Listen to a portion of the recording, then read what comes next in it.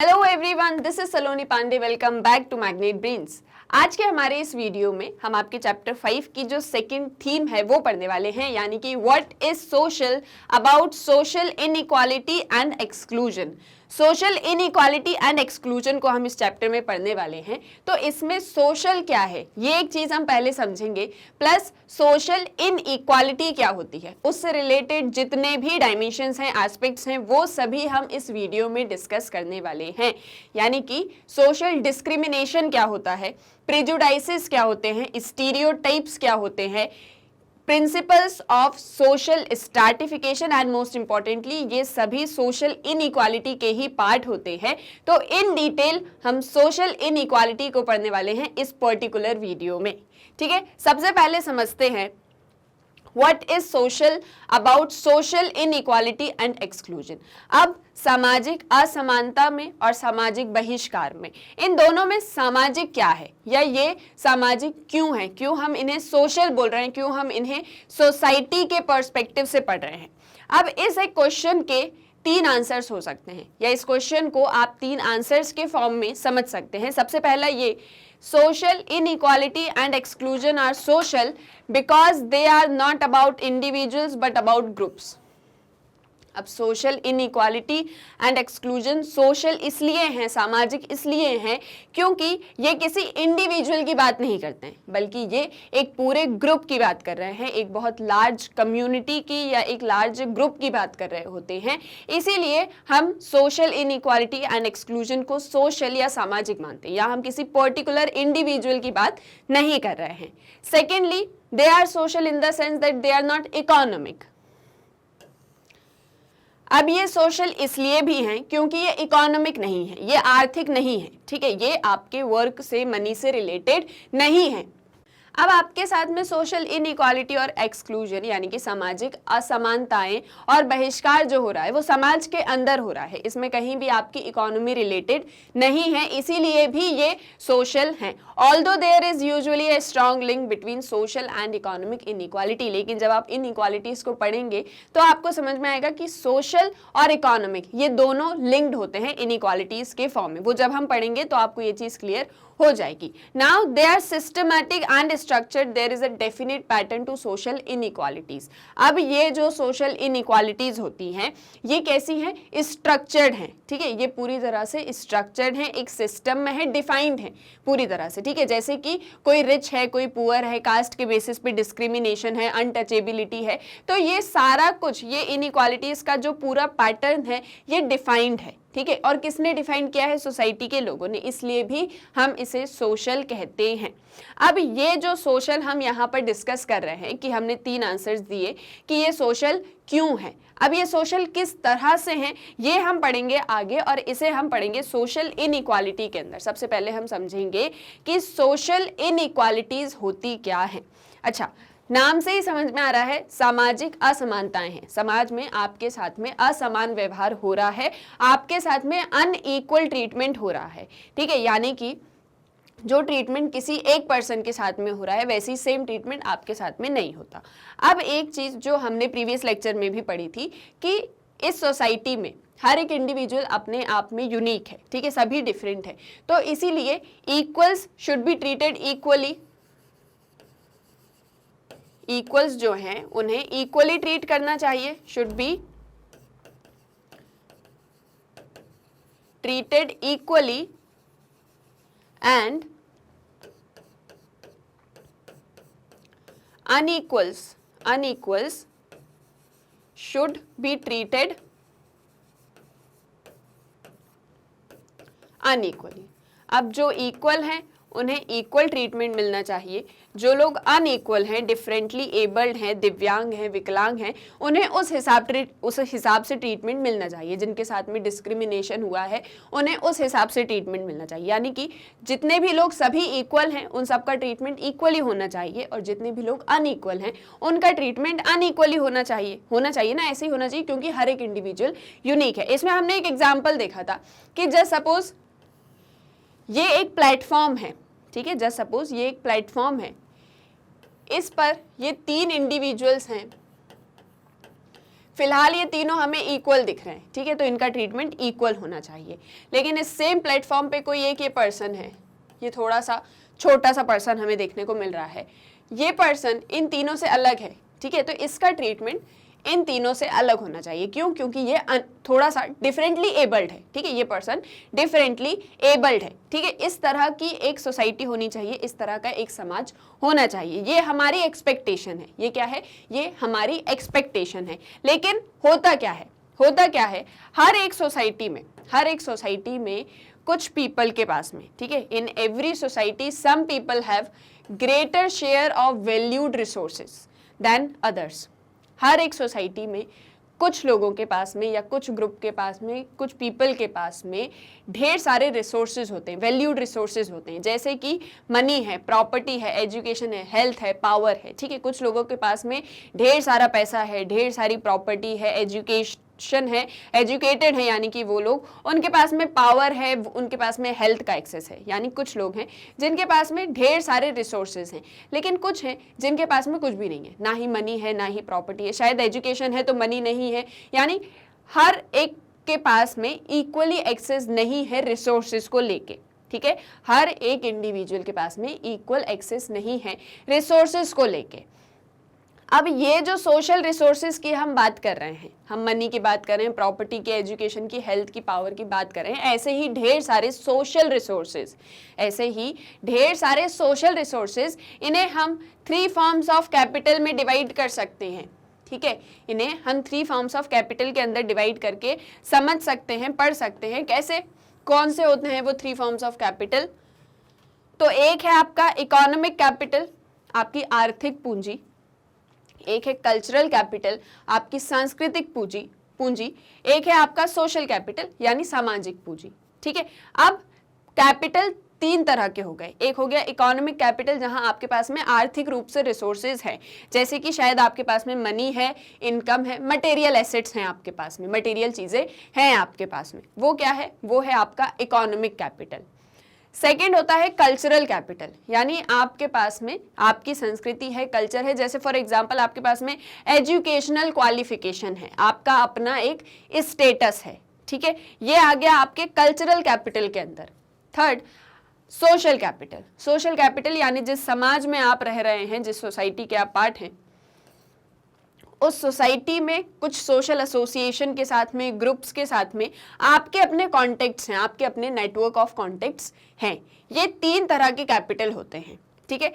कुछ लोगों के पास में ये तीनों होते हैं, और कुछ ऐसे लोग होते हैं जिनके पास में इनमें से कोई एक होता है या 2 होते हैं, और कुछ ऐसे लोग भी होते हैं जिनके पास में इन तीनों कैपिटल को लेके कोई भी एक्सेस नहीं होता है, ना ही उनके पास में पैसा है, ना ही उनके पास में एजुकेशन है, ना ही उनके कोई कॉन्टेक्ट्स हैं सोसाइटी के अंदर जिस समाज में वो रहते हैं। तो इस तरह से 3 फॉर्म्स ऑफ कैपिटल होते हैं, ठीक है, यानी सोशल रिसोर्सेज को हमने 3 फॉर्म्स ऑफ कैपिटल के अंदर डिवाइड कर दिया। तीनों को क्लब कर दें तो सोशल रिसोर्सेज बन जाते हैं। तीनों को हम अगर क्लब कर दें तो सोशल रिसोर्सेज बन जाते हैं, जहां मनी भी है, एजुकेशन भी है, पावर भी है, प्रॉपर्टी भी है, एंड सब कुछ है, ठीक है, वो क्या हो जाएंगे? Social resources. डिवाइड कर देंगे तो 3 फॉर्म्स में हो जाएंगे, लेकिन तीनों को ऐड कर देंगे तो ये क्या हो जाएंगे? आपके social resources. Now often these 3 forms of capital overlap and one can be converted into the other। अब ये जो तीनों फॉर्म्स ऑफ कैपिटल अभी हमने देखे, economic capital, cultural capital, social capital, इन तीनों को हम एक दूसरे के साथ में ओवरलैप भी कर सकते हैं और एक को दूसरे में कन्वर्ट भी कर सकते हैं। हम इकोनॉमिक कैपिटल के साथ में सोशल कैपिटल में भी कन्वर्ट कर सकते हैं, सोशल कैपिटल के साथ में कल्चरल एंड इकोनॉमिक कैपिटल भी गेन कर सकते हैं। कैसे? For example, a person from a well of family, यानी कि वेल ऑफ फैमिली है उसके पास में, यानी उसके पास में इकोनॉमिक कैपिटल है, ठीक है, वेल ऑफ फैमिली से है, यानी उसकी फैमिली जो है अच्छे से है, सुसंगत है कह सकते हैं, जिनके पास में मटेरियल एसेट्स हैं, इनकम है, ठीक है। एक पर्सन है जिसके पास में इकोनॉमिक कैपिटल है,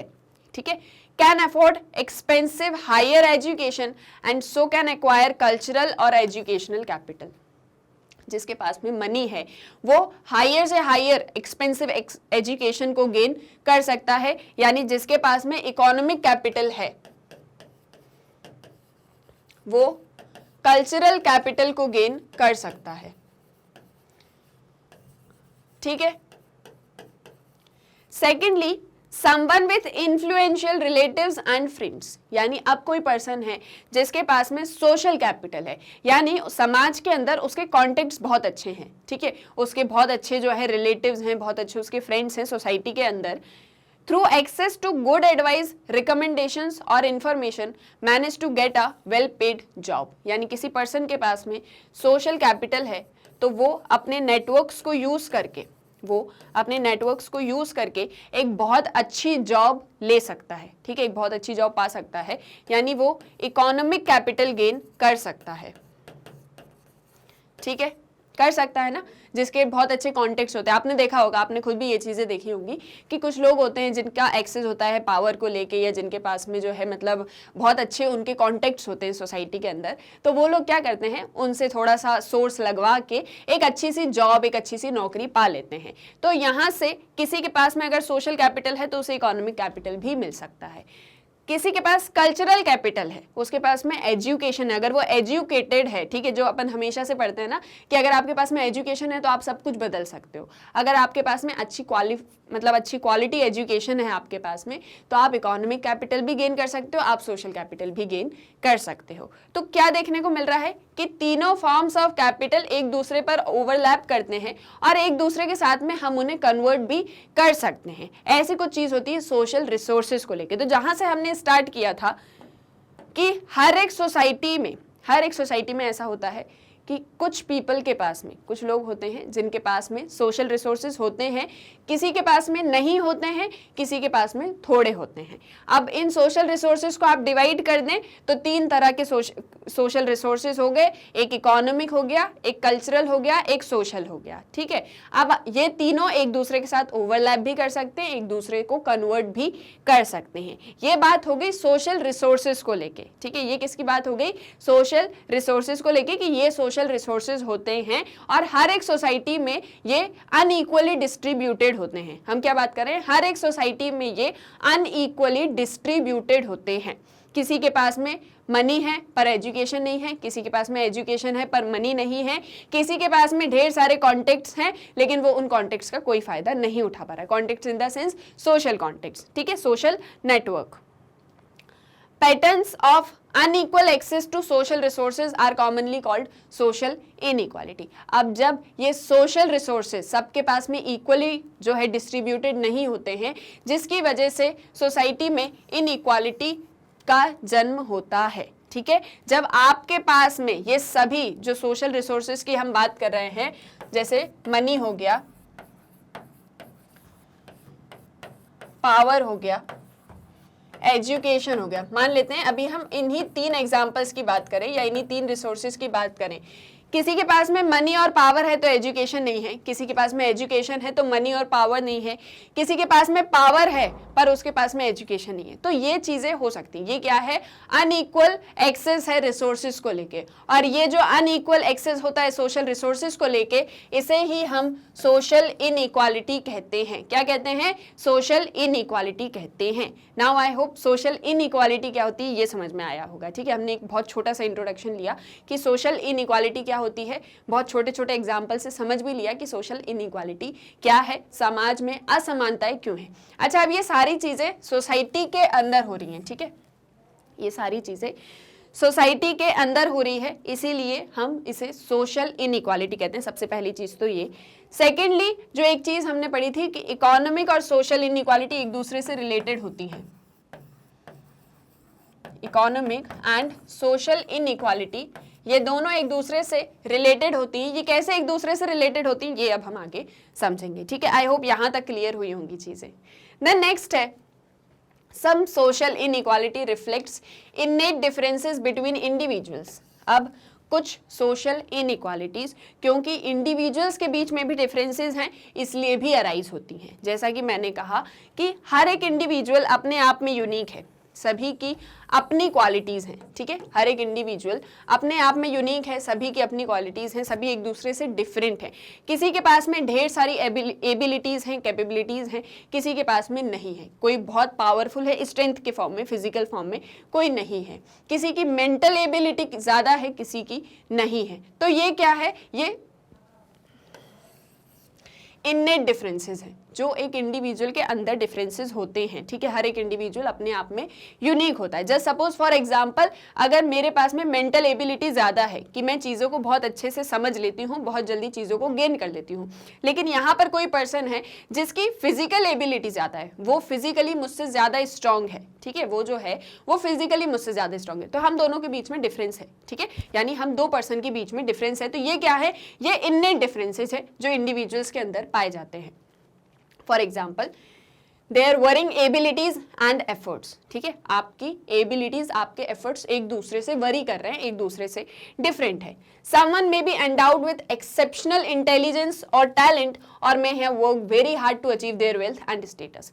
किसी के पास में, वही जो एक चीज मैं आपसे कह रही थी, किसी के पास में ढेर सारा टैलेंट है, लेकिन कोई बहुत ज्यादा हार्ड वर्क कर सकता है वेल्थ एंड स्टेटस को अचीव करने के लिए। तो एक इनइक्वालिटी हो गई आपकी सोशल रिसोर्सेज के बेसिस पर, और एक इनइक्वालिटी हो गई आपकी इननेट डिफरेंसेस के बेसिस पर, ठीक है। यानी कि जो समाज में इनइक्वालिटी होती है, सोशल इनइक्वालिटी होती है, वो दो तरह से होती है। एक होती है आपकी सोशल रिसोर्सेज के बेसिस पर, ठीक है, और एक आपकी होती है किस बेसिस पर, इननेट डिफरेंसेस के बेसिस पर। जो आपके अंदर डिफरेंसेस है, इंडिविजुअल के बीच में डिफरेंसेस हैं एबिलिटी या टैलेंट को लेके, उसके बेसिस पर दो तरह की इनइक्वालिटीज हो जाती हैं, और दोनों सोसाइटी के अंदर हैं, ठीक है। However, by and large, social inequality is not the outcome of innate or natural differences between people, but is produced by the society in which they live.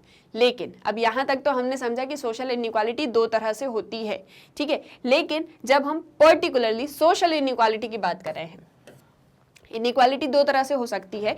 एक तो सोशल रिसोर्सेज के बेसिस पर हो सकती है, एक इननेट डिफरेंसेस, यानी आपके अंदर कोई डिफरेंसेस है। ये हो गया इंडिविजुअल लेवल पे, ये हो गया सोसाइटी लेवल पर हम बात कर रहे हैं सोसाइटी में इनइक्वालिटी की। तो जो सोशल इनइक्वालिटी है वो आपके इननेट डिफरेंसेस के ही वजह से नहीं होती है, सिर्फ और सिर्फ इननेट डिफरेंसेस या नेचुरल डिफरेंसेस की वजह से नहीं होती है, बट ये जो सोशल इनइक्वालिटी है इसे सोसाइटी में प्रोड्यूस किया जाता है, इसे सोसाइटी के लोग खुद से बनाते हैं, ठीक है। जो सोशल इनइक्वालिटीज होती हैं उन्हें जिस समाज में आप रह रहे होते हैं उस समाज के लोग ही बनाते हैं, वो सोसाइटी ही खुद से प्रोड्यूस करती है, इसीलिए हम उसे सोशल इनइक्वालिटी बोलते हैं, सामाजिक असमानता हम उसे बोलते हैं, ठीक है। क्लियर है यहाँ तक? Then sociologist use the term, अब हम आ जाते हैं सोशोलॉजिस्ट पर। अभी तक हमने समझा इन जनरल कि सोशल इनइक्वालिटीज क्या होती हैं, लेकिन जो सोशियोलॉजिस्ट होते हैं, आप सोशियोलॉजी पढ़ रहे हैं, आपको सोशियोलॉजिस्ट के पर्सपेक्टिव से सारी चीज़ों को सोचना होगा। तो जो सोशियोलॉजिस्ट होते हैं they use the term social stratification to refer to a system by which categories of people in a society are ranked in a hierarchy. अब जो सोशियोलॉजिस्ट होते हैं वो इस सिस्टम को, इस सोशल इनइक्वालिटी के सिस्टम को, जहाँ पर कोई बहुत रिच है, कोई पुअर है सॉरी, और इस हायरार्की को समझाने के लिए, इस हायरार्की को समझाने के लिए, आपको याद हो हमने क्लास 11th में सोशल स्ट्रैटिफिकेशन पढ़ा है, जहाँ हमने देखा था कि हायरार्की होती है सोसाइटी के अंदर, कोई बहुत टॉप पर है, कोई जो है मिडिल में है, कोई बॉटम में है, ठीक है। अब इस सिस्टम को एक्सप्लेन करने के लिए, इस हायरार्की को एक्सप्लेन करने के लिए sociologist social stratification term use करते हैं, ठीक है। सोशियोलॉजिस्ट कौन सा टर्म यूज करते हैं? Social stratification. किसे एक्सप्लेन करने के लिए? इन सोशल इनइक्वालिटीज को एक्सप्लेन करने के लिए। This hierarchy then shapes people's identity and experiences, their relations with other, as well as their access to resources and opportunities.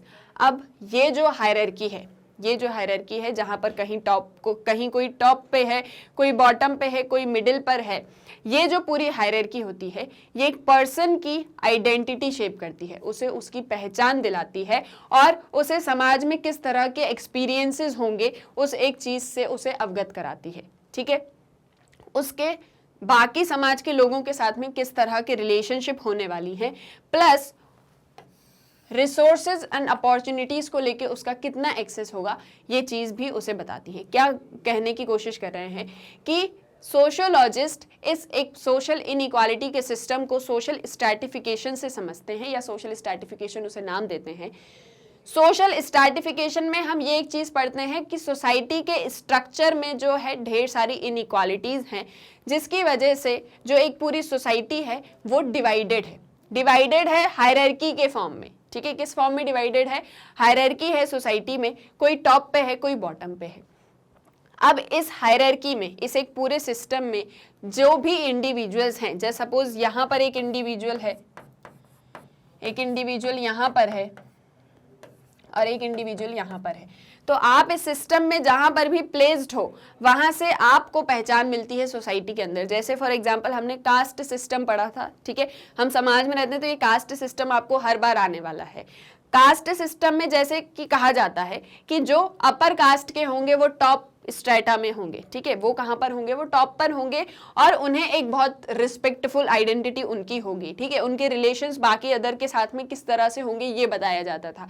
तो वैसे ही इस हायरार्की में आपकी पोजीशन कहाँ पर है वो डिपेंड कर, मतलब आपकी पोजीशन पर सारी चीज़ें डिपेंड करती हैं कि आपको किस तरह की अपॉर्चुनिटीज़ मिलने वाली है, आपके पास में कितना एक्सेस होगा सोशल रिसोर्सेज को लेके, आपकी क्या आइडेंटिटी होगी, आपके रिलेशंस बाकी अदर जो पीपल हैं सोसाइटी के उनके साथ में किस तरह के होने वाले हैं। ठीक है, नाउ 3 की principles help explain social stratification. अब आप इस पूरे प्रोसेस को 3 प्रिंसिपल्स के थ्रू समझ सकते हो। कौन से हैं वो 3 प्रिंसिपल्स, या फिर हम कहें कि प्रिंसिपल्स ऑफ सोशल स्ट्रैटिफिकेशन। इसमें आपका फर्स्ट है social stratification is a characteristic of society, यानी कि ये जो सोशल स्ट्रैटिफिकेशन हो रहा है, ये जो हायरार्किकल सिस्टम है, ये सोसाइटी ने बनाया है। ठीक है, डिफरेंसेस सभी में होते हैं, हर एक इंडिविजुअल यूनिक है, सभी में डिफरेंसेस है, लेकिन ये जो हम बात कर रहे हैं जहाँ पर कोई टॉप पर है, कोई बॉटम पर है, ये जो पूरा स्ट्रैटिफिकेशन है या फिर ये जो पूरी इनइक्वालिटी है, ये समाज ने बनाई है, किसी इंडिविजुअल ने या इंडिविजुअल डिफरेंसेस के कारण नहीं है। Secondly, social stratification persist over generations. ये एक चीज पूरी मतलब generation to generation pass on होती रहती है, एक जनरेशन से दूसरे जनरेशन में जाती है, यानी कि इनइक्वालिटीज एक समय के बाद में, सामाजिक इनइक्वालिटीज की बात कर रहे हैं हम, सोशल स्ट्रैटिफिकेशन की बात कर रहे हैं, जो कि एक किसी समय पर खत्म नहीं हो जाती हैं, बल्कि ये जनरेशन टू जनरेशन चलती रहती हैं। थर्ड है आपका social stratification is supported by patterns of belief और आइडियोलॉजी, यानी कि ये जो पूरा सिस्टम है, ये जो पूरा पैटर्न है, ये कुछ बिलीफ्स पर, कुछ मान्यताओं पर या आइडियोलॉजीज पर बेस्ड है। अब इन तीनों की प्रिंसिपल्स को हम एक बार डिटेल में समझेंगे कि ये क्या है और ये आपको और कितनी चीजें कन्वे करना चाह रहे हैं। सबसे पहले है social stratification is a characteristic of society, not simply a function of individual differences. जो मैंने आपसे कहा था कि हर एक इंडिविजुअल में डिफरेंसेस होते हैं। ठीक है, कोई डिफरेंटली एबल्ड भी होते हैं, तो इंडिविजुअल डिफरेंसेस की वजह से सोशल स्ट्रैटिफिकेशन नहीं है, बल्कि सोसाइटी का कैरेक्टरिस्टिक है, यानी समाज के लोगों ने बनाया है। ठीक है, कैसे बनाया है? Social stratification is a society wide system that unequally distributed social resources among categories of peoples, यानी ये सोशल स्ट्रैटिफिकेशन एक सोसाइटी का सिस्टम है, समाज का बनाया हुआ एक जो है स्वरूप है, जहां पर जो सोशल रिसोर्सेज हैं वो अनइक्वली डिस्ट्रीब्यूटेड हैं लोगों के बीच में। ठीक है, जो सोशल रिसोर्सेज हमने अभी पढ़े, वो सोशल रिसोर्सेज सभी ग्रुप ऑफ पीपल के बीच में या कैटेगरीज ऑफ पीपल के बीच में डिफरेंटली डिस्ट्रीब्यूटेड हैं। कोई एजुकेटेड है, कोई नहीं है, किसी के पास में बहुत सारा मनी है, किसी के पास में नहीं है, किसी के पास में ढेर सारी प्रॉपर्टी है, किसी के पास में नहीं है। Then in the most technologically primitive societies, अब जो प्रिमिटिव सोसाइटीज थी, यानी कि जो ट्रेडिशनल सोसाइटीज हुआ करती थी, पहले की सोसाइटीज थी हंटिंग एंड गैदरिंग सोसाइटीज, जहां पर एग्रीकल्चर बेस्ड सोसाइटी हुआ करती थी। लोग अपनी फील्ड में प्रोडक्शन करते थे, देन उसको डिस्ट्रीब्यूट करते थे, हंटिंग एक्टिविटीज करते थे, फूड गैदर करते थे, या डोमेस्टिकेशन ऑफ एनिमल्स करते थे। एक ऐसी सोसाइटी की हम बात करें तो यहाँ पे for instance little was produced so only rudimentary social stratification could exist. अब इस एक समय में छोटी सोसाइटी हुआ करती थी, इतने ज़्यादा मतलब ये कह सकते हैं कि सोसाइटी का जो प्योर फॉर्म होता है वो एग्जिस्ट नहीं हो पाया था। तो एक ऐसी सोसाइटी में कम प्रोडक्शन हुआ करता था, तो सोशल स्ट्रैटिफिकेशन भी बहुत रूडिमेंट्री लेवल पे था। रूडिमेंट्री लेवल यानी कि प्रारंभिक लेवल पे था, अपनी इनिशियल लेवल पे था। लेकिन in more technologically advanced society, अब अगर हम एडवांस्ड सोसाइटी की बात करें, where people produce a surplus over and above their basic needs, however social resources are unequally distributed to various social categories regardless of people's innate individual abilities। अब हम एक advance society की बात करें जहां पर सरप्लस प्रोडक्शन होता है, यानी आपकी बेसिक नीड्स से भी ज्यादा प्रोडक्शन हो रहा है, एक ऐसी सोसाइटी में, यानी कि ढेर सारे सोशल रिसोर्सेज हैं but they are unequally distributed, ये सबके पास में इक्वली नहीं है, ये अनइक्वली डिस्ट्रीब्यूटेड हैं, and regardless of people's innate individual abilities, यानी कि पीपल में कितनी एबिलिटीज हैं या नहीं है इसको नज़रअंदाज करके सोशल रिसोर्सेज अनइक्वली डिस्ट्रीब्यूटेड है, यानी कि सोशल स्ट्रैटिफिकेशन एक ऐसी सोसाइटी में बहुत डीप है। ठीक है, एक ऐसी एडवांस सोसाइटी में सोशल स्ट्रैटिफिकेशन बहुत डीप लेवल पर है या फिर हायर है कह सकते हैं। तो यहाँ से एक चीज़ क्या समझ में आ रही है कि ये किसी इंडिविजुअल के डिफरेंसेस की वजह से नहीं है। जैसे हमने देखा कि हर एक पर्सन में अपनी एबिलिटीज़ होती हैं, कैपेबिलिटीज़ होती हैं। ये सोशल स्ट्रैटिफिकेशन उन इनइक्वालिटीज़ की वजह से नहीं है, बल्कि ये एक सोसाइटी का कैरेक्टरिस्टिक है। ठीक है, देन जो आपका सेकेंड प्रिंसिपल हमने देखा था, पहले हम सोशल स्ट्रैटिफिकेशन को समझेंगे। जो हमने सेकेंड प्रिंसिपल था वो था social stratification persist over generations. Now it is closely linked to the family and to the inheritance of social resources from one generation to the next। ये जो सोशल स्ट्रैटिफिकेशन है ये एक जनरेशन से दूसरी जनरेशन में पास ऑन होता है। कैसे? Closely linked to the family and inheritance of social resources. आपका बर्थ जिस फैमिली में हुआ है, जिस तरह की फैमिली आपकी है, उनके पास में कितने सोशल रिसोर्सेज हैं। जस्ट सपोज ये एक ए पर्सन है, ये जिस भी फैमिली से बिलोंग करता है प्लस इसकी फैमिली के पास में कितने सोशल रिसोर्सेज हैं। ठीक है, तो ये होने के बावजूद ये सोसाइटी में, सोसाइटी के स्ट्रैटा में या हायरार्की में कहाँ पर प्लेस्ड है, वही सेम चीज़ इसकी जो नेक्स्ट जनरेशन होगी, जैसे सपोज बी इसकी नेक्स्ट जनरेशन है, उसमें पास ऑन होने वाली है, इर्रिस्पेक्टिव कि इन दोनों की क्या एबिलिटीज़ हैं, इनकी क्या काबिलियत है। ठीक है, a person's social position is ascribed. आपको याद हो हमने क्लास 11th में भी ये चीज़ पढ़ते आ रहे हैं, 12th में भी पढ़ रहे हैं कि आपकी सोशल पोजीशन एस्क्राइब्ड होती है, बर्थ के टाइम पर ही डिफाइन कर ली जाती है। ठीक है, आपका बर्थ जिस फैमिली में हुआ है, जिस सोशल कास्ट में हुआ है, जिस क्लास में हुआ है, आप उसी के मेंबर हो जाते हो। ठीक है, स्पेसिफिकली कास्ट की हम बात करें, so that is children assume the social positions of their parents, यानी कि जो बच्चे होते हैं उनकी सोशल पोजीशन उनके पेरेंट्स से होती है। ठीक है, just suppose for example if I am from lower caste, तो यानी कि मेरे पेरेंट्स भी लोअर कास्ट के ही होंगे, इसीलिए मेरी कास्ट भी लोअर है। ठीक है, तो जो आपके पेरेंट्स की सोशल पोजीशन होगी वही सोशल पोजीशन आपकी भी होगी। With in the caste system birth dictates occupational opportunities. और एक और चीज, आप कास्ट सिस्टम की अगर हम पर्टिकुलरली बात करें तो आपका बर्थ जिस भी कास्ट के अंदर हुआ होगा वहाँ से आपकी ऑक्यूपेशन भी डिटरमाइन कर ली जाती थी। आपको अगर याद हो तो क्लास 11th में एक चीज़ हमने पढ़ी थी कि वर्ण सिस्टम हुआ करता था। ठीक है, पहले के बहुत एंशिएंट इंडिया की हम बात करें जहाँ पर वर्ण सिस्टम हुआ करता था। इस एक सिस्टम में 4 वर्ण थे। ठीक है, ब्राह्मण थे, देन क्षत्रिय थे, देन कौन थे?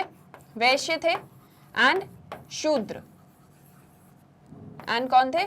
शूद्र थे, इस तरह का 4 वर्ण सिस्टम हुआ करता था।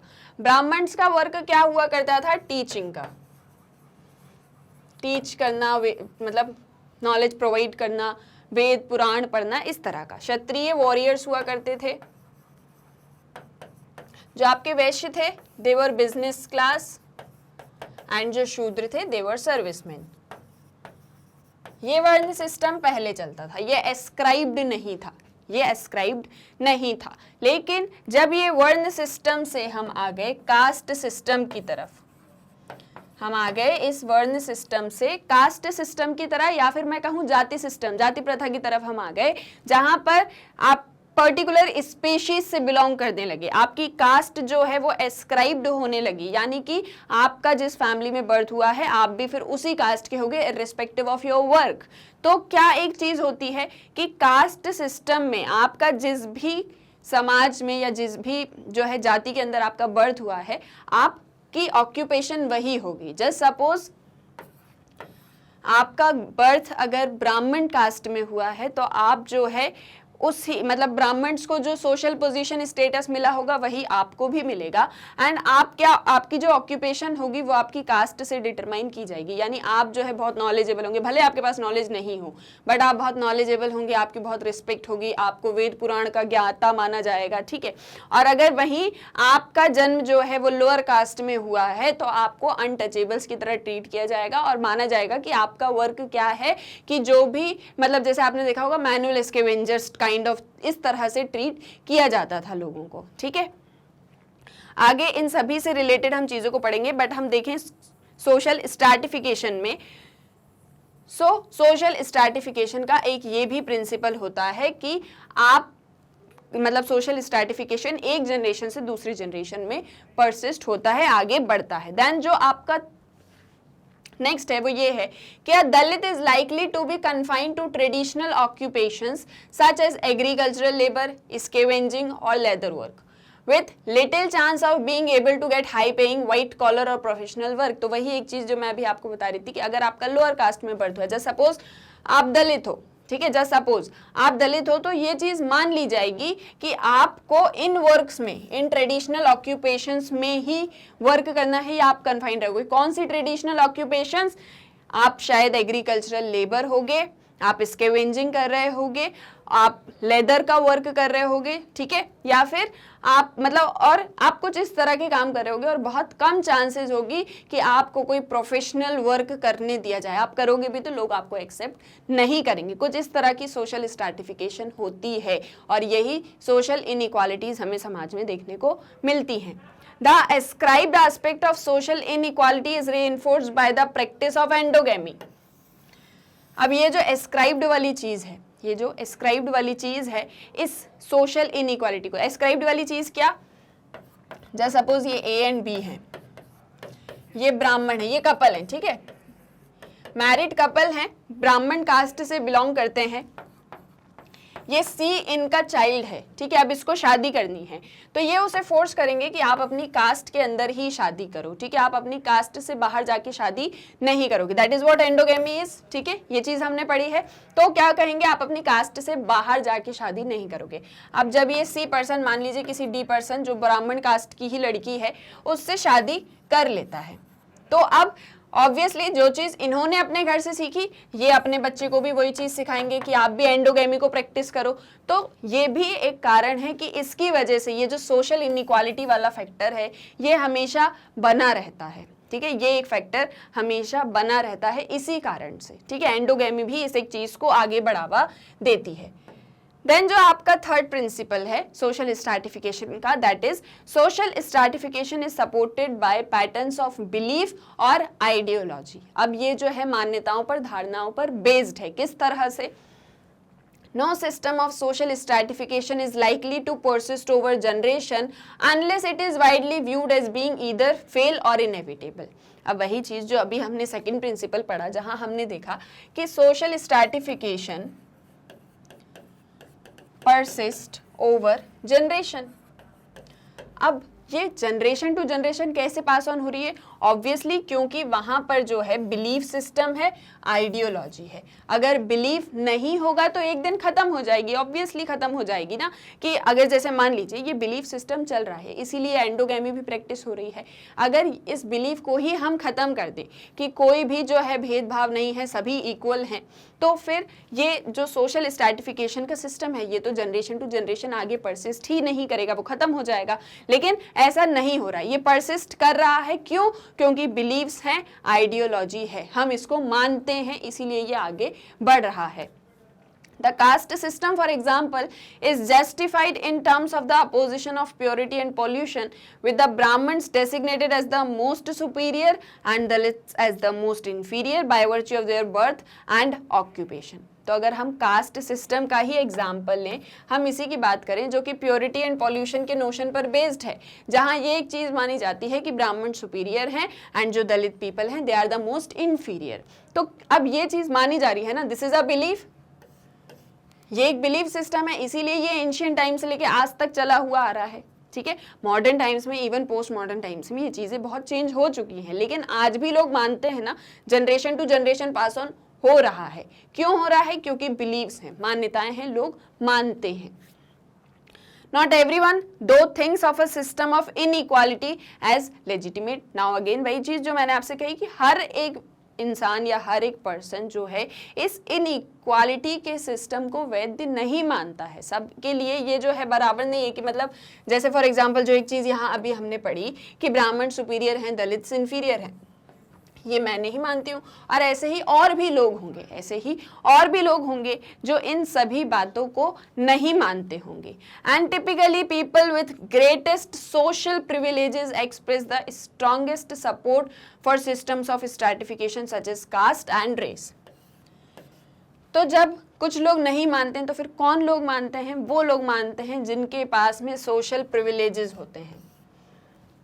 ठीक है, people with greatest social privileges express strongest support, जिनके पास में प्रिविलेजेस होते हैं, जो कि जो है मतलब कहें कि उनके पास में ढेर सारा एक्सेस है टू सोशल रिसोर्सेज, और उनके पास में सब कुछ मतलब कहते हैं ना कि वो क्या बोलते हैं चांदी की चम्मच लेके उनका जन्म हुआ है, इस तरह की बात कह सकते हैं कि जो लोग के पास में, जिन भी पीपल्स के पास में ढेर सारे सोशल प्रिविलेजेस हैं, वही इस कास्ट एंड रेस सिस्टम को आगे बढ़ाए रखते हैं। फॉर एग्जांपल, एक एग्जांपल है ब्राह्मण्स का, जो हमेशा दिया जाता है, हमेशा माना जाता है, और ये कहीं ना कहीं सच भी है।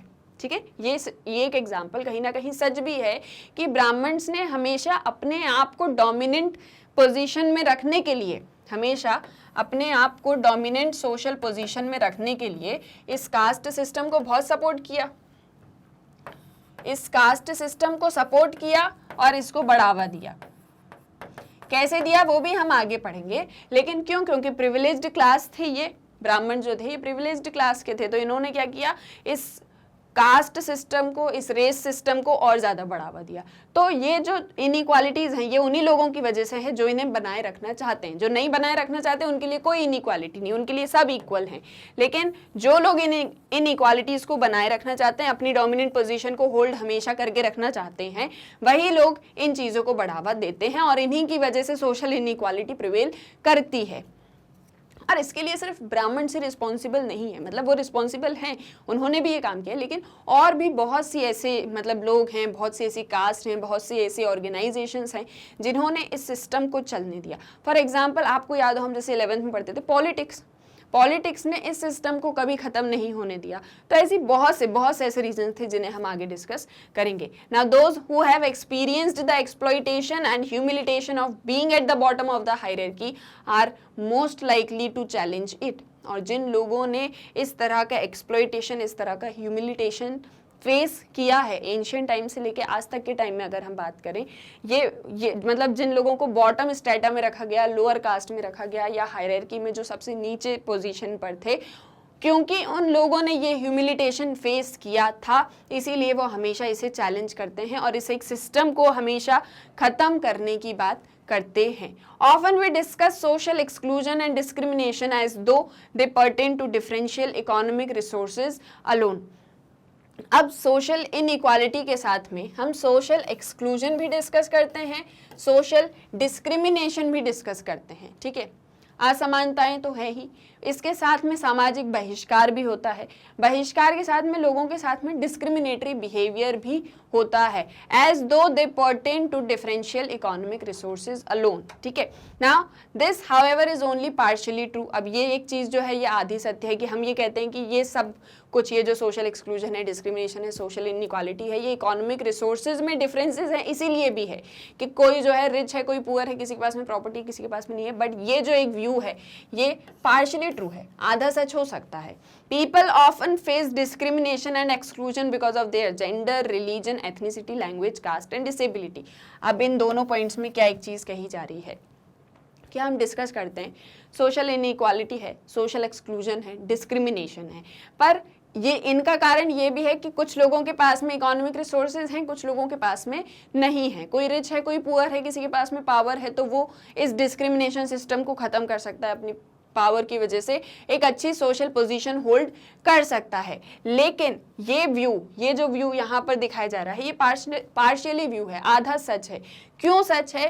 क्योंकि अलग अलग जेंडर से, रिलीजन से, एथनिसिटी से, लैंग्वेज से, कास्ट से, इवन डिसेबिलिटी से, यानी ये फैक्टर्स जिन लोगों के हैं वो लोग भी डिस्क्रिमिनेशन फेस करते हैं, वो लोग भी सोशल एक्सक्लूजन फेस करते हैं।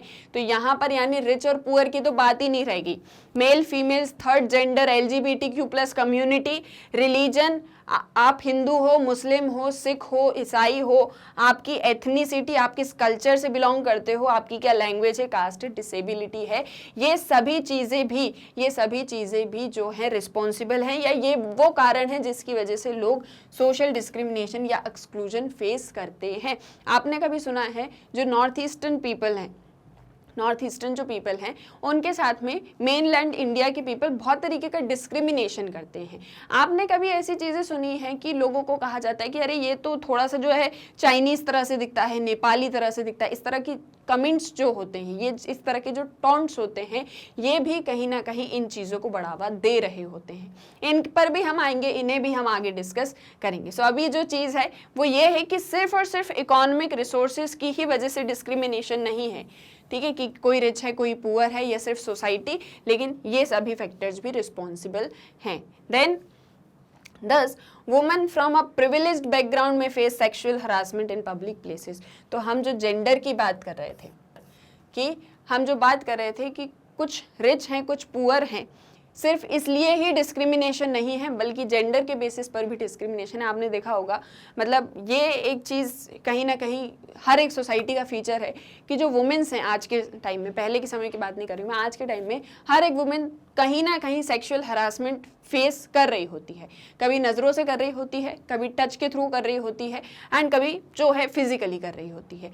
तो अगर कोई प्रिविलेज्ड बैकग्राउंड की भी वुमेन है, यानी अगर वो रिच से रिच भी है, तो भी उसने कहीं ना कहीं किसी ना किसी पब्लिक प्लेस पे सेक्सुअल हरासमेंट फेस किया होगा। So this is because of her gender, because she is a woman irrespective of her privileged background। यानी कि अगर वो वुमेन रिच है या नहीं है, वो पुअर है, रिच है, ये इस चीज़ से कोई फ़र्क ही नहीं पड़ रहा है, इकोनॉमिक रिसोर्सेज से कोई फ़र्क नहीं पड़ रहा है, बल्कि उसके जेंडर की वजह से वो इस तरीके का डिस्क्रिमिनेशन या सेक्सुअल हरासमेंट फेस कर रही है, ठीक है। A middle class professional from a minority religious or ethnic group may find it difficult to get accommodation in middle class colony even in a metropolitan city। यानी कि यहाँ हमने एक रिच का एग्जाम्पल देखा, यहाँ अगर हम एक मिडिल क्लास प्रोफेशनल पर्सन की बात करें जो किसी माइनॉरिटी रिलीजियस ग्रुप से बिलोंग करता है, तो उसके लिए एक मेट्रोपॉलिटन सिटी में मिडिल क्लास कॉलोनी में एक घर रेंट पर भी लेना, मतलब यहाँ तो रेंट भी नहीं लिखा है, मैं तो रेंट भी बोल रही हूँ कि अगर उसे रेंट पर घर भी लेना है तो उसके लिए वो भी मुश्किल हो जाता है। तो कहने का मतलब क्या है कि जेंडर, रिलीजन, एथनिसिटी, लैंग्वेज, इन सभी फैक्टर्स की वजह से भी लोगों के साथ में डिस्क्रिमिनेशन किया जाता है। इन शॉर्ट जो अभी तक हमने चीज़ें देखी उन्हें हम एक बार रिकॉल कर लेते हैं सारा कुछ। सो सबसे पहले हमने देखा सोशल रिसोर्सेज क्या होते हैं, ठीक है।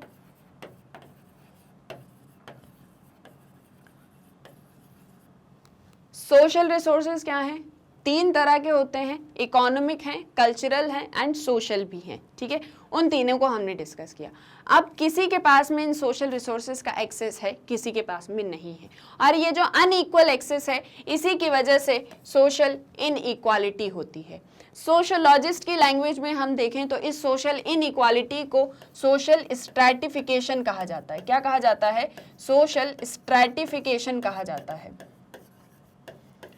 सोशल स्ट्रैटिफिकेशन यानी कि inequalities in the structure of society. Society के स्ट्रक्चर के अंदर इनइक्वालिटीज है, जिसकी वजह से हम हायरार्की देखते हैं सोसाइटी में। क्या देखते हैं? हायरार्की देखते हैं, जहां पर कोई एक पर्सन टॉप पर है, कोई एक या कोई ग्रुप टॉप पर है एंड बाकी लोग बॉटम पर हैं, कोई मिडिल पर है, जिसकी वजह से सामाजिक इनइक्वालिटीज या असमानताएं हमें देखने को मिलती हैं। इसके तीन कारण हैं या 3 प्रिंसिपल्स हैं। उसमें से पहला है आपका कि ये सोसाइटी का कैरेक्टरिस्टिक है। किसका कैरेक्टरिस्टिक है? सोसाइटी का। आपको अगर याद हो तो हमने कहां से स्टार्ट किया था? हमने स्टार्ट किया था what is social about social inequality and exclusion. तो सोशल इनइक्वालिटी को हमने समझा और हमने देखा कि ये सोशल क्यों है, क्योंकि इसे समाज ने बनाया है। ये इंडिविजुअल के डिफरेंसेस की वजह से नहीं है, बल्कि इसे समाज ने बनाया है। दूसरी तरफ ये बिलीव्स और आइडियोलॉजी पर बेस्ड है और इसी वजह से ये generation to generation pass on होता है। ठीक है, यहां तक समझ में आया। देन सेकेंडली, और एक और चीज जो कही जा रही है वो ये है कि सिर्फ और सिर्फ सोशल मतलब सोशल इनइक्वालिटी के साथ में हम सोशल एक्सक्लूजन की भी बात करते हैं, सामाजिक बहिष्कार की भी बात करते हैं, हम डिस्क्रिमिनेशन की भी बात करते हैं। तो इसका जो कारण है, अगर आप कहें कि क्योंकि कोई व्यक्ति जो है उसके पास में ढेर सारी पावर है, मनी है, प्रॉपर्टी है, इसलिए वो जो है हायरार्की में टॉप पर है और किसी के पास में नहीं है, किसी के पास में ज़्यादा इकोनॉमिक रिसोर्सेज हैं इसीलिए उसके साथ में डिस्क्रिमिनेशन नहीं हो रहा है और किसी के पास में नहीं है इसलिए डिस्क्रिमिनेशन हो रहा है, ये कहना गलत होगा। यानी सिर्फ और सिर्फ इकोनॉमिक रिसोर्सेज की वजह से भी डिस्क्रिमिनेशन हो रहा है, ये कहना गलत होगा। ये आधा सच हो सकता है। क्यों?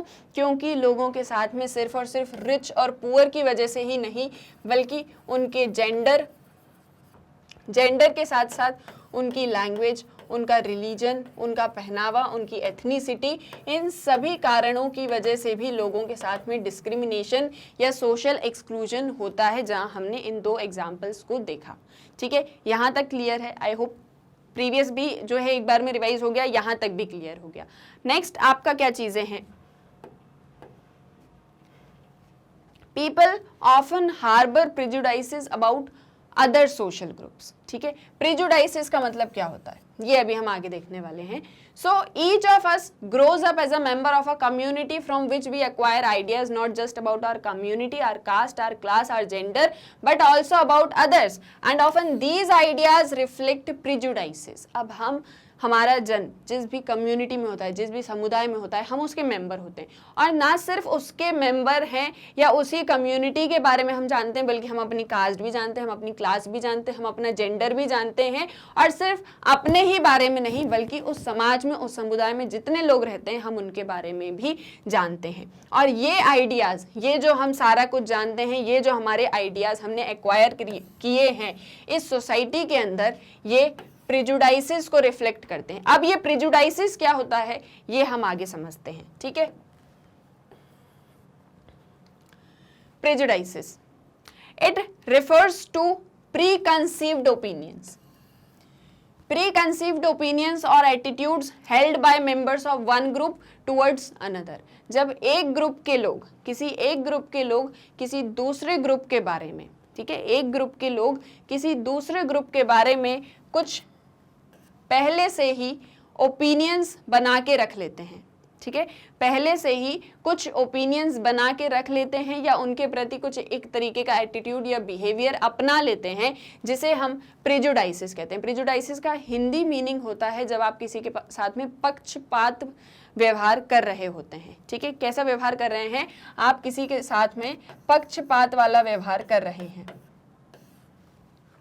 ठीक है, तो ये होता है प्रेजुडाइसेस का मीनिंग। और यहाँ जो हम सोशल इनइक्वालिटी में प्रिजुडाइसिस की बात कर रहे हैं, यहाँ पर कोई एक ग्रुप किसी दूसरे के बारे में कुछ प्री कंसीव्ड ओपिनियंस बना लेता है, पहले से ही अपने मन में, ऐसे कह सकते हैं मनगढ़ंत कहानियां बना लेते हैं, ठीक है, अपने ही मन में कुछ ओपिनियंस, कुछ आइडियाज जो है बना के रख लेते हैं। आगे देखते हैं। और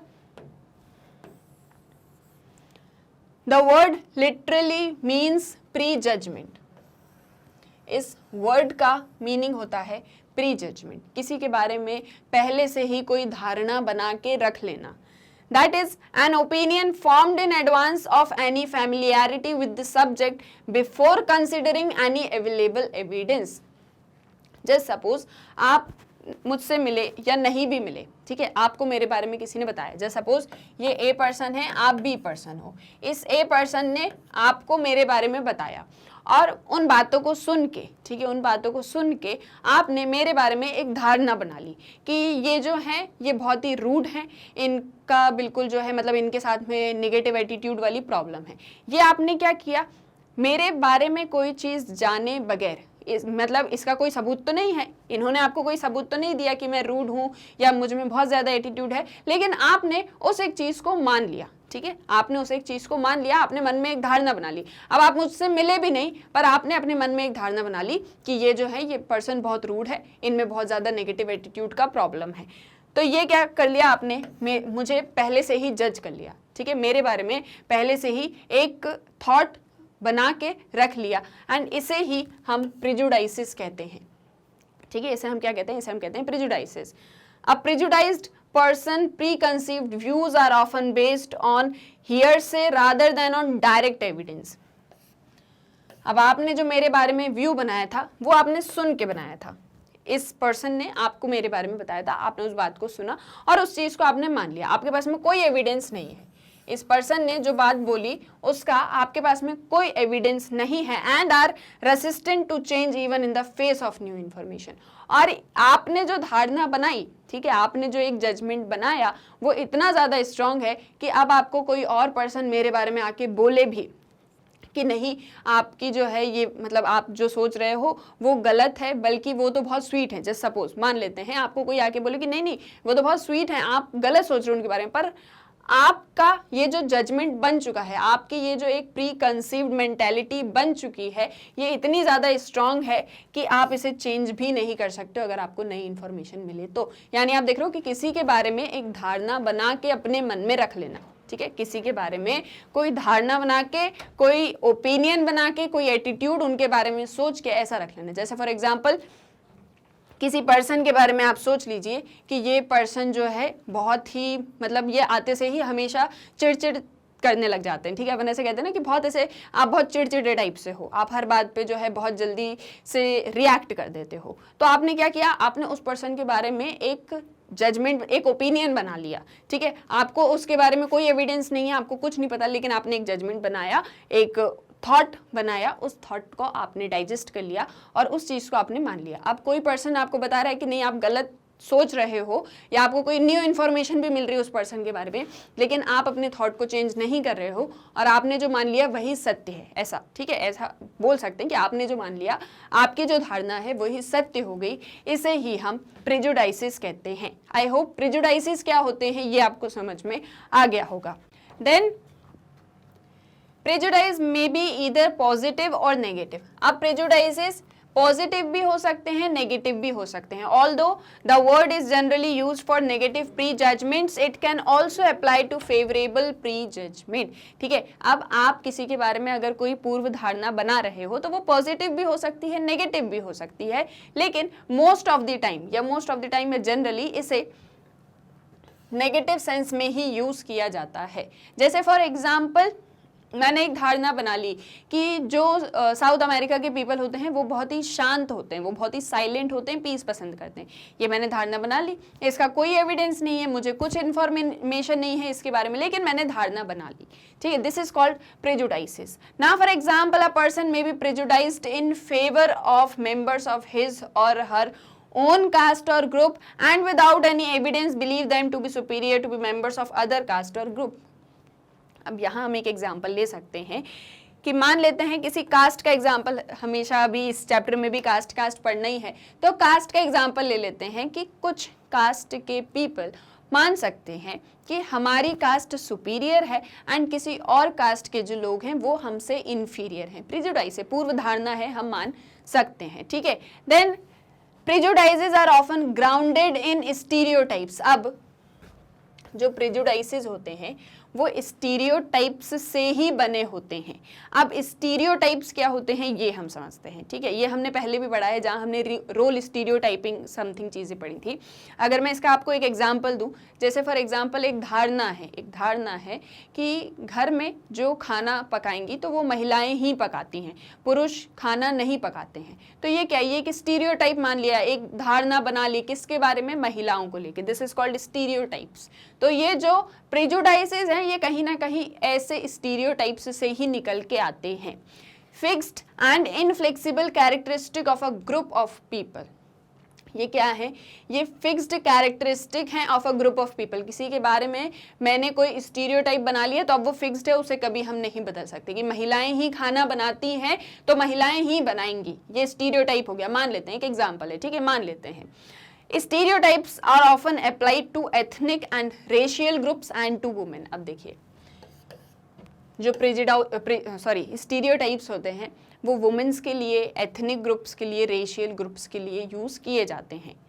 इन a country such as India, हम इंडिया की बात करें, which was colonised for a long time, many of these stereotypes are partly colonial creations. India की पर्टिकुलरली हम बात करें तो ढेर सारे स्टीरियोटाइप्स जो हमारे यहाँ पर बने हुए हैं, बहुत सी ऐसी धारणाएं वो कॉलोनियल टाइम्स में स्पेसिफिकली बने हुए हैं, ठीक है। हम बहुत टाइम तो कॉलोनाइज्ड रहे थे और उस एक टाइम पीरियड में बहुत सारे स्टीरियोटाइप्स बने।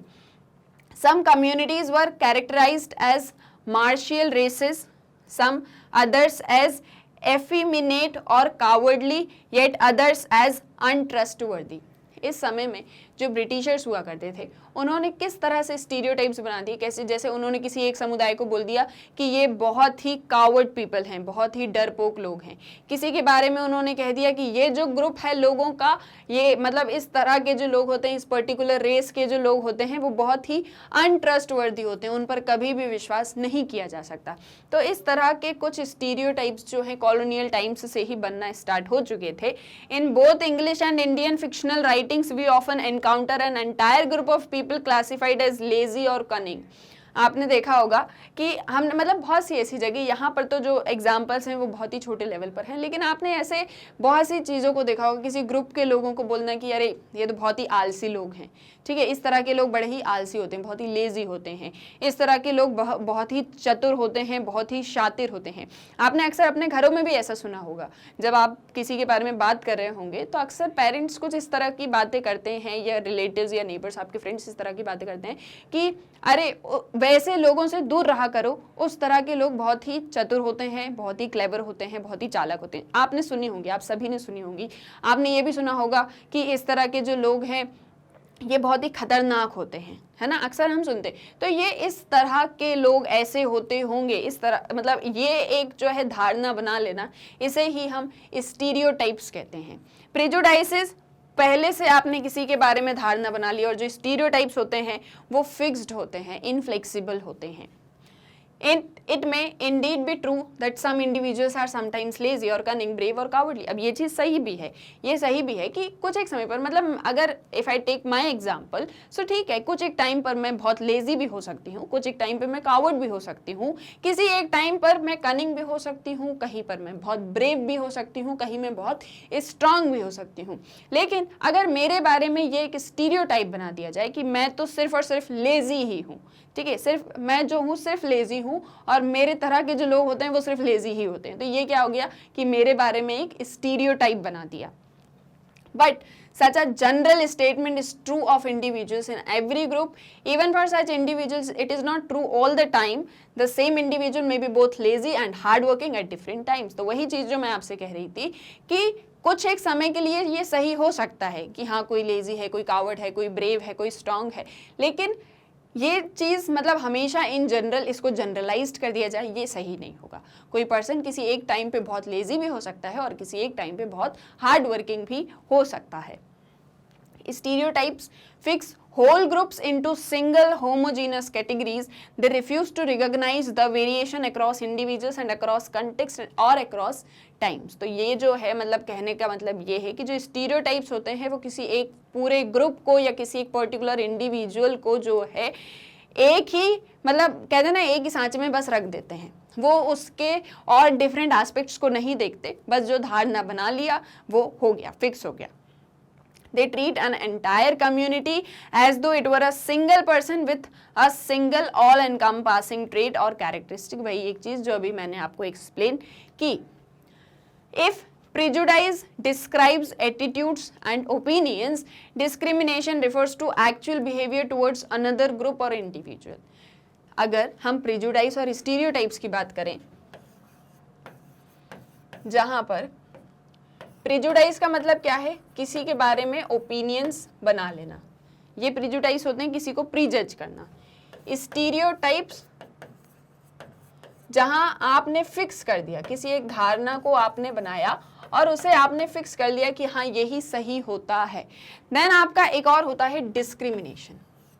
डिस्क्रिमिनेशन क्या होता है, जहां पर आप किसी ग्रुप के साथ में या किसी इंडिविजुअल के साथ में डिस्क्रिमिनेटरी बिहेव कर रहे हो. कैसे, इसको हम आगे समझते हैं. Discrimination can be seen in practices that disqualify members of one group from opportunities open to others, as when a person is refused a job because of their gender और रिलीजन. डिस्क्रिमिनेशन यानी कि किसी person को, जो मान लीजिए कोई एक अपॉर्चुनिटी है, कोई एक जॉब अपॉर्चुनिटी है, ठीक है, एक जॉब है, जैसे सपोज टीचिंग का जॉब है, जैसे सपोज फॉर एग्जांपल टीचर का जॉब है, और वो अपॉर्चुनिटी तो अब सभी टीचर्स के लिए होना चाहिए जितने भी लोग उस वर्क को करना चाहते हैं, लेकिन वहाँ पर कुछ लोगों को उनके जेंडर की वजह से या उनके रिलीजन की वजह से या उनकी कास्ट की वजह से या फिर किसी भी फैक्टर की वजह से यदि उन्हें मना किया जा रहा है, क्वालिफिकेशंस की बात हम नहीं कर रहे हैं, क्वालिफिकेशंस की हम बात नहीं कर रहे हैं, हम क्या बात कर रहे हैं, जेंडर की वजह से, रिलीजन की वजह से, कास्ट की वजह से,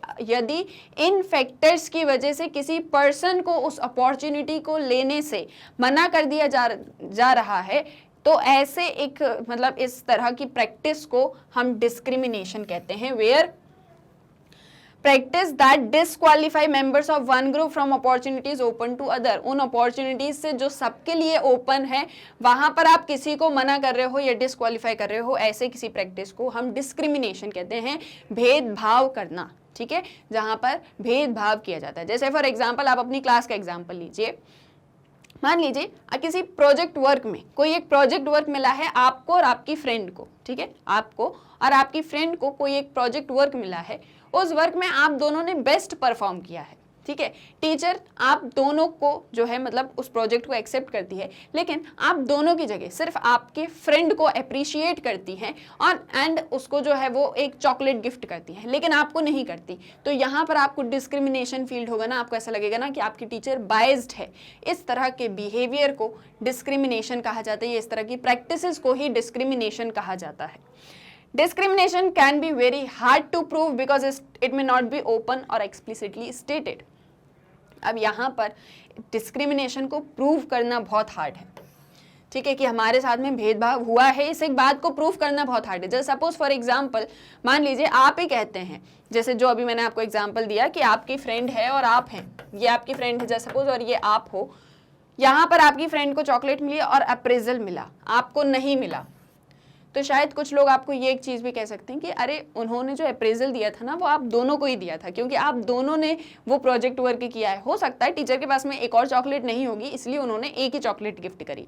इस तरह की बातें करके या इस तरह के जो है मतलब कहें कि थॉट प्रोसेसेस के थ्रू ये चीज़ कंफर्म नहीं हो सकती कि आपके साथ में डिस्क्रिमिनेशन हुआ है या नहीं हुआ. ये बहुत छोटे लेवल की बात थी. थोड़ी सी और अगर हम देखें, सो discriminatory behavior or practices may be presented as motivated by others, more justifiable reasons rather than prejudice. prejudice में क्या होता है, आप किसी के बारे में कोई धारणा बना लेते हो, वो आपकी अपनी होती है, ठीक है, आपकी अपनी होगी या आपके ग्रुप की होगी. लेकिन जो डिस्क्रिमिनेशन होता है, डिस्क्रिमिनेशन ज़्यादा जस्टिफिएबल होता है. कैसे होता है, क्या होता है, एक एग्जाम्पल के थ्रू समझते हैं, हमको समझ में आएगा. पहले इसके और एस्पेक्ट्स को देखते हैं. For example, the person who is refused a job because of his or her caste may be told that he or she was less qualified than others and the selection was done on merit basis. अब मान लीजिए किसी एक job की requirement है, उस job के लिए अपॉर्चुनिटीज़ तो सभी के लिए हैं, जो भी क्वालिफाई करते हैं उन सबको जॉब मिलनी चाहिए, लेकिन होता क्या है, किसी एक पर्सन को उसकी कास्ट की वजह से वो जॉब लेने से मना कर दिया जाता, लेकिन कहा नहीं जाता कि हम आपको कास्ट के बेसिस पर हटा रहे हैं, ठीक है। जस्ट सपोज ये एक ऑर्गेनाइजेशन है, इस ऑर्गेनाइजेशन के जो HR हैं वो जॉब इंटरव्यू ले रहे हैं या लोगों को जॉब के लिए सिलेक्ट कर रहे हैं, लेकिन ये जस्ट सपोज P पर्सन है, ये पर्सन लोअर कास्ट से बिलोंग करता है, ये इस जॉब के लिए क्वालिफाइड है, लेकिन HR इसे मना कर देता है, कहता है कि आप जो है क्वालिफाइड नहीं है, हम मेरिट के बेसिस पर जो है लोगों को हायर कर रहे हैं, लेकिन आपके पास में उतनी क्वालिफिकेशंस नहीं है जितनी हमें रिक्वायर्ड है, और ऐसा कह के इस पर्सन को जॉब नहीं दी जाती। इसके साथ में डिस्क्रिमिनेशन हुआ है, शायद इसे पता है और शायद इसे नहीं भी पता है। उस डिस्क्रिमिनेशन का कहीं ना कहीं एक रीज़न इसे दे दिया गया है कि हमने आपको इस कारण से निकाला है, लेकिन कहीं भी आप प्रूफ नहीं कर पाओगे इस एक चीज़ को कि इन्हें निकाला गया है इस कारण से। तो ये जो डिस्क्रिमिनेटरी बिहेवियर होता है, वही एक चीज़ जो अभी मैंने आपसे कही, जो डिस्क्रिमिनेटरी बिहेवियर है, that is very hard to prove. So finally सारी चीज़ों को हमने डिस्कस किया। हमने देखा सोशल रिसोर्सेज क्या होते हैं, हमने देखा जब वो सभी के पास में इक्वली एक्सेस नहीं होता है, जिसकी वजह से सोशल इनइक्वालिटीज़ होती हैं। सोशल इनइक्वालिटीज़ या सोशल स्ट्रैटिफिकेशन सोसाइटी का कैरेक्टरिस्टिक है, जनरेशन टू जनरेशन परसिस्ट करता है, प्लस बिलीव्स पर बेस्ड होता है, और ये सिर्फ सोशो इकोनॉमिक की वजह से नहीं होता, बल्कि आपका जेंडर, आपका रिलीजन, आपकी एथनिसिटी, आपकी रेस, इन सभी कारणों से भी सोशल इनइक्वालिटीज़ होती हैं। प्रेजुडाइसिस क्या होते हैं, स्टीरियोटाइप्स क्या होते हैं, डिस्क्रिमिनेशन क्या होता है, इन तीनों की वजह से भी आपके साथ में अनइक्वल ट्रीटमेंट किया जाता है।